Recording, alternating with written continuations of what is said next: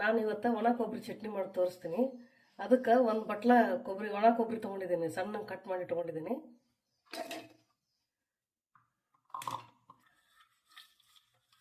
ಒಂದು ಗಡ್ಡೆ ಬೆಳ್ಳುಳ್ಳಿ ತೊಗೊಂಡಿದ್ದೀನಿ, ಸಿಪ್ಪೆ ಸುಲಿದಿಲ್ಲ, ಹಾಗೆ ಹಾಕಬೇಕು. ಉಪ್ಪು ರುಚಿಗೆ ತಕ್ಕಷ್ಟು,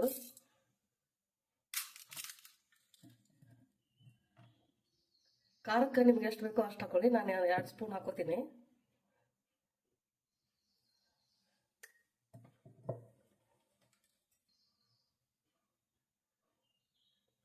ಸ್ವಲ್ಪ ಜೀರಿಗೆ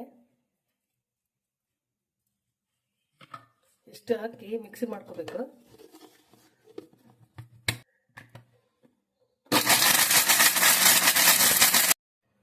ಇವಾಗ ಚಟ್ನಿ ರೆಡಿ ಆಗಿದೆ ನೋಡಿ, ಈ ಥರ ಬರುತ್ತೆ.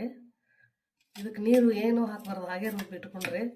ಫ್ರಿಜ್ಜಲ್ಲಿ ಇಟ್ಕೊಂಡ್ರೆ 1 ತಿಂಗಳಾದ್ರೆ ಏನಾಗಲ್ಲ, ಹೊರಗಡೆ ಇಟ್ಟರೆ ಸ್ವಲ್ಪ ಬೇಗ ಕೆಡುತ್ತೆ, ಬೆಳ್ಳುಳ್ಳಿ ಹಾಕಿರ್ತೀವಲ್ಲ ಅದಕ್ಕೆ. ನಿಮ್ಗೆ ಇಷ್ಟ ಆದ್ರೆ ಲೈಕ್ ಮಾಡಿ, ಸಬ್ಸ್ಕ್ರೈಬ್ ಆಗಿ.